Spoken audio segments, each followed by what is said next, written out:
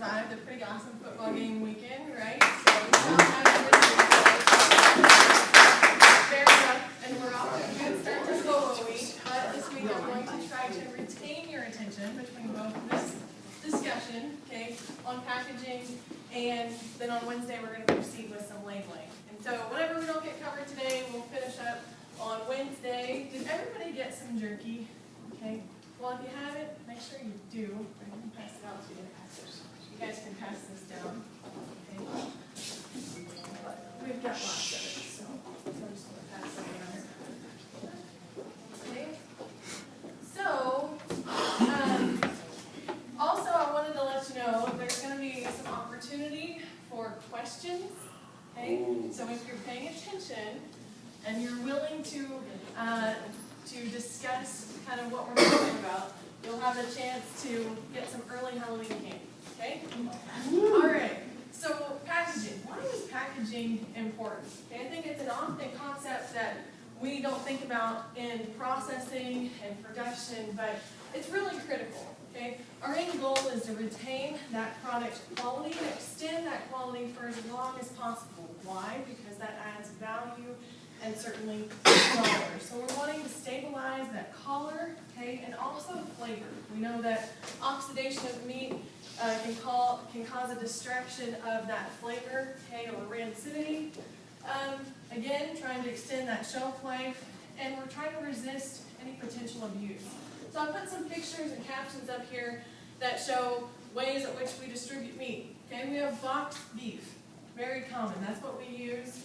Particularly when we have vacuum-sealed meat in boxes, we're able to capitalize on that space, right? Now, there is a consequence to modified atmosphere packaging. It takes a little bit more headspace, and we'll discuss that further when we package that product.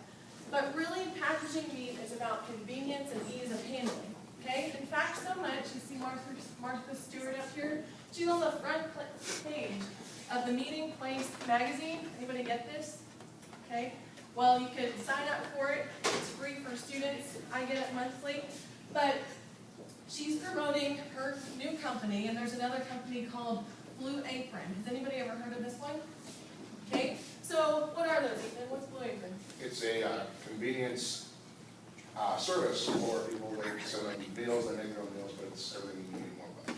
Right, right.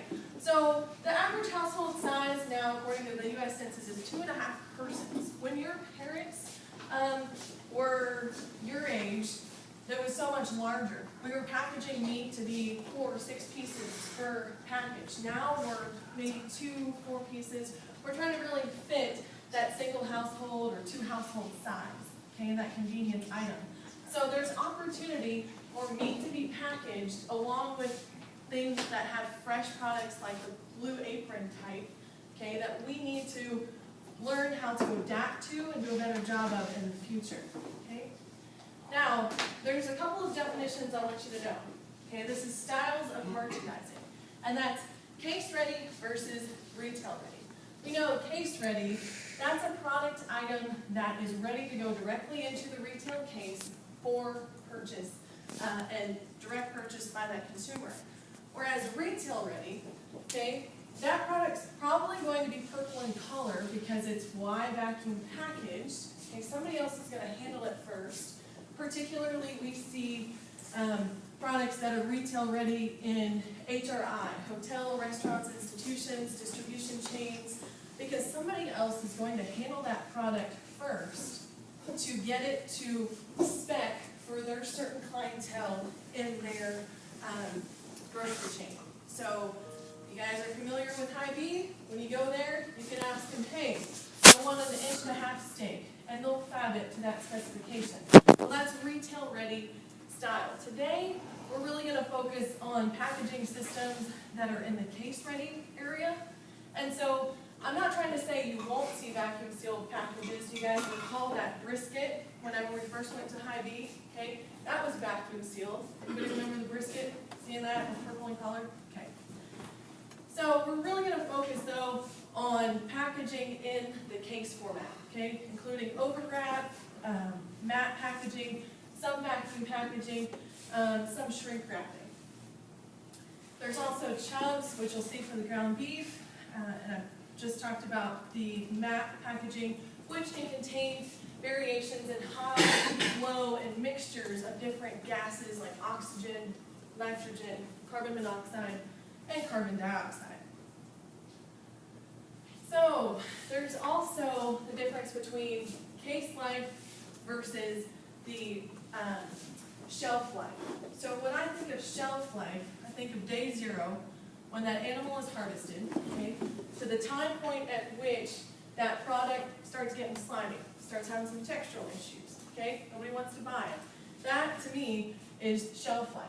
Case life or display life, that is the time at which, when that product is received at a retail distribution chain, that it has to remain on the counter, okay? Until either it expires by its point of sale date, or a consumer decides it's not appealing, okay? Or the retailer decides, hey, we need to cook this product because it's oxidizing, okay? Now, I want you to know, though, how many of you guys have seen brown meat in a retail case? A little bit of brown, okay? That is not a pathogenic type of concern at all. It's purely a distraction of quality, as you well know. So please make sure when you talk to folks, the general community, you know, that meat is safe. I think that's an often misconception. Would you guys agree? Okay. All right, so color plays a really important role. Color equals sales. Okay, so I did a research project during my master's. I evaluated 350 beef consumers. And among many things that I did, I also asked them to rank the order of importance when making meat purchasing decisions at the retail case. Okay? So their number one thing is they wanted the product to be consistent in regard to its eating experience. But number 2 is they wanted it to be very visually appealing. Yes? When you say consistent to them, or like consistent like every product in the case is the same? Consistent to them. So they wanted that product to consistently taste a certain way every time they ate it. They wanted to have a lot of trust in with their palate in that product. Okay. Whereas our 3rd and 4th ranked options, okay, they were USDA quality grade and marbling. So you're telling me, my consumers were telling me that the color of the product was more important than marbling, okay, and grade of the product. And so that just goes to show that it's that first impression that means a lot as it relates to sales of meat, okay? So you all know, why do we have color of meat? We've discussed color between 241, also in here in other classes. But we have color due to myoglobin, okay? So like hemoglobin in the blood transports oxygen, the myoglobin transports and releases oxygen to the muscles. Now, certainly there are some differences that we can see dependent upon species, beef and pork versus pork and chicken. Excuse me, beef and lamb versus pork and chicken. That's what I meant. Sex, so bulls will have a greater abundance of myoglobin versus heifers. The muscle location, okay, so muscles like the chuck and the round that are used for more locomotive purposes, they will have a greater abundance and be darker in color due to myoglobin. As well as age of the animal. We know that older animals are darker in color. So just to quickly review this, make sure we're all on the same page. So we start with a vacuum sealed product, okay, and we're at that deoxymyoglobin state. Okay, so there's nothing bound between globin and that heme ring of the 6 ligand. Okay? Now when we add oxygen, typically about 30 minutes bloom time is what we need, it will oxidize, and we call that bloom. In regard to beef, we call it a bright cherry red color. Okay? And then over time, we oxidize that product. And what happens is we're losing electrons, particularly we're losing the iron atoms, and that's causing hydrogen to bind with oxygen, and so H2O is binding, and we're getting that dark brown color, okay, which isn't attractive. So to put this into practicality, this is what this looks like. Typically, we see that oxidizing occur along the external edges of a steak. And that's where we would see it first. But what impacts oxidation? Okay, what are some other things? We're talking about packaging today, but I'm trying to bring up a really important point